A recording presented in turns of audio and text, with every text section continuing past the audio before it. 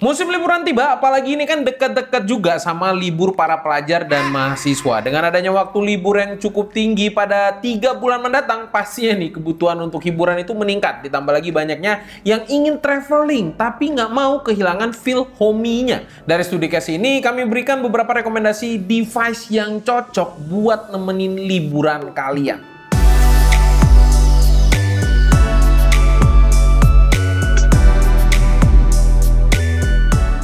Yang pertama, di harga 5-6 jutaan, ada jajaran seri Hype 5 dan Hype 7 AMD dari Axio. Tapi ada Hype 3 juga. Tapi kenapa ini nggak masuk? Hype 3 itu bagus buat office-nya aja. Buat dari sisi gaming kayaknya nggak banget.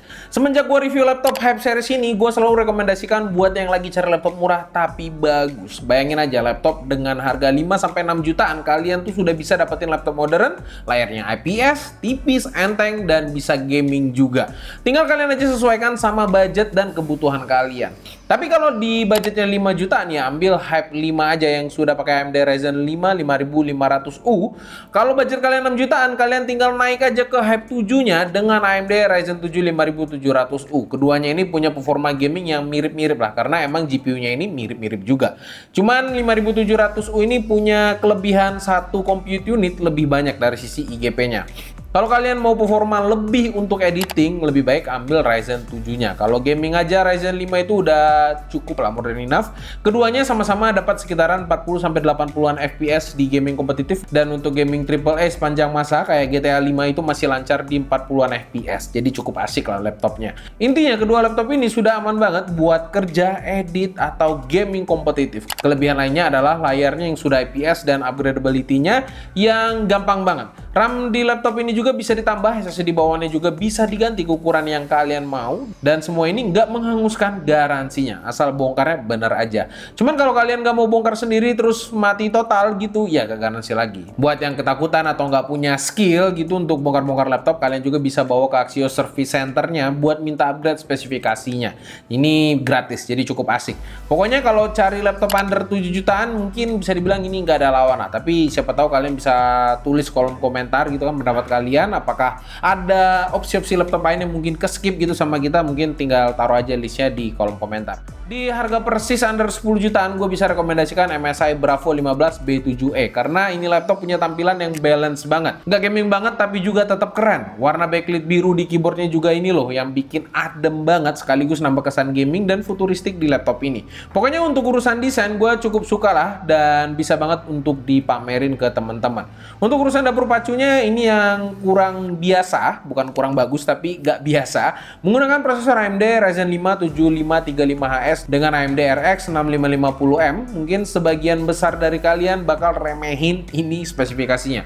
Sebenarnya sih bahasanya bukan diremehin, tapi kalian mungkin terbiasa aja gitu sama GPU-GPU Nvidia. Jadi kalau dengar GPU Radeon atau AMD Radeon itu mungkin langsung skeptis, padahal enggak juga. Performanya ini beneran memuaskan untuk harganya. Berani banget diadu sama laptop dengan Nvidia RTX 3050 yang harganya ini bisa 2-3 jutaan lebih mahal. Main game kompetitif semuanya ini dilibas, main game AAA kayak Cyberpunk aja ini masih tembus di 70-an FPS di setting ultra. Asik nggak tuh? Kekurangannya paling di sektor ray tracing yang dia boncos. Kalau misalnya dihidupin ya paling performanya hancur. Tapi selain itu semuanya memuaskan, apalagi RAM bawaannya ini udah DDR5 dengan NVMe SSD Gen 4 2 slot. Pokoknya budget under 10 juta ini masuk ke pilihan gue yang terbaik. Tapi kalau kalian tim ijo banget, gue ada pilihan lain nih. Di harga 10 jutaan ada 3 jajaran laptop yang punya spesifikasi mirip. Yang pertama ada Asus TUF Gaming A15 FA506NF, ada HP Victus 15, dan ada Acer Nitro V15. Si Asus dan Victus sama-sama menggunakan AMD Ryzen 5 7535HS, sementara Acer menggunakan Intel Core i5 13420H. Di sektor GPU sama-sama semuanya menggunakan RTX 2050 4GB. Untuk urusan desain sebenarnya selera lagi, balik-balik ke kalian karena masing-masing orang nih punya perspektif sendiri-sendiri. Kalau kalian suka desain yang gaming banget, kalian bisa ambil TUF series. Tapi kalau mau lebih kalem bisa ambil HP Victus. Kalau kalian labil alias nggak mau gaming banget tapi nggak mau kalem banget, mungkin kalian bisa pilih Nitro. Tinggal kalian lihat aja mana yang cocok sama kepribadian kalian. Cuman kalau kepribadian kalian ganda, nah itu yang agak susah. problemnya mungkin kalian bisa ke psikolog aja, jangan nonton video ini. Tapi nonton video ini dan subscribe boleh juga. Dan untuk spek lainnya kayak layar semuanya sama, dapat panel IPS Full HD 144Hz. Nah ini cocok banget buat gaming, dan 3 produk ini kenapa layar sama kayaknya udah mantau-mantau gitu. Kompetitornya pakai apa? Ya kita harus sama lah, at least sama daripada beda terus lebih buruk gitu kan, jadi bahan bulian. Kalau ngomongin performa, gue bisa bilang memuaskan banget lah untuk harganya. Karena di game kompetitif kalian tuh bisa dapat 100-200an FPS. Dan kalau game AAA, ini masih dapat sekitar 40-60an FPS. Bahkan di game Cyberpunk 2077 di setting ray tracing low, kalian masih dapat tembus 30an FPS. Tapi selain buat gaming, karena sudah pakai Nvidia RTX series, kalian juga akan dapat manfaat dari segi desain. Yaitu rendering video, 3D, animasi, bisa lebih ngebut berkat CUDA Core dan Tensor Core yang ada di GPU-nya. Tinggal kalian pilih yang mana terbaik dari ketiganya, yang mana paling cocok di hati kalian. Kalau kalian ada budget lebih sekitar 15 jutaan, kalian bisa lirik laptop gaming lokal lagi di sini karena lokal sekarang lagi agresif dan cukup berkualitas. Yang satu ini namanya Axio Pongo 760. Punya desainnya ini simple. Laptop gaming ini punya dapur pacu yang lumayan mengerikan lah untuk di kelas harganya. Ditenagai dengan Core i7 12650H yang dipadukan dengan RTX 4060, bikin laptop ini nggak ada lawan di harga segini karena GPU-nya cukup tinggi. Seri ini juga sudah punya panel yang lebih berkualitas dengan sRGB 100%, jadi gak cuma buat gaming, buat desain profesional ini juga bisa banget.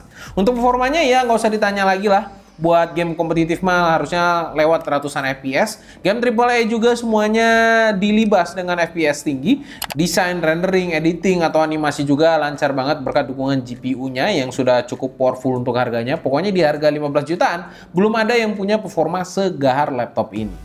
Yang terakhir, ini bukan laptop tapi handheld gaming, yaitu Lenovo Legion Go. Buat kalian yang bosan main game di laptop yang gak asik kalau dipakai sambil lari-larian gitu, atau mungkin sambil nongkrong-nongkrong di cafe, mungkin handheld gaming ini bisa jadi solusi buat kalian. Saat gue pertama kali megang Legion Go ini, gue dibuat kagum karena dari bentuknya yang super compact kayak gini bisa kasih performa yang cukup ngebut. Gue coba main di segala game kompetitif itu lancar aja ya, di sekitar 80-100an FPS. Main game AAA juga bisa. Sampai game Cyberpunk 2077 pun bisa nyaman di 30an FPS dengan setting Steam Deck. Tapi bukan cuman itu aja, prosesor AMD Ryzen Z1 Extreme ini bisa kasih performa daily task dan rendering yang cukup decent loh. Apalagi layarnya juga sudah 94% di CIP3, bisa dipakai iseng-iseng kalau misalnya mendadak harus cek desain atau preview-preview video. Menurut gue sih ini dengan harga 13 jutaan, device ini cukup menarik lah untuk dilirik. Karena bisa dipakai untuk teman gaming kalian, kalau misalnya kalian mau di hotel misalnya kan, kalau misalnya mau sambil ngetik-ngetik, kalian tinggal bawa portable keyboard atau portable keyboard dan mouse yang pakai Bluetooth, kalian bisa konekin ke Legion Go ini, jadi tada, kalian dapetin laptop di handheld gaming, jadi keren.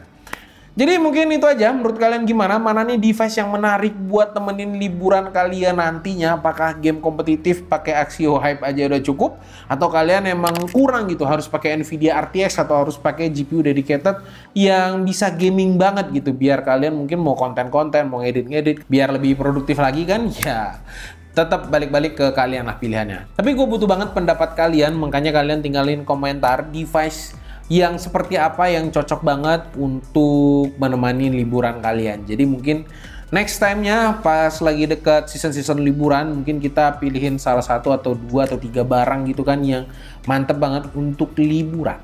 Jadi kita bisa langsung review, langsung benchmark, mungkin langsung explore performance-nya seperti apa, experience-nya seperti apa. Makanya kalian komen aja di kolom komentar. Oke, mungkin sekian dulu konten kali ini. Sampai jumpa di video selanjutnya. Gua Rodi. Bye-bye guys.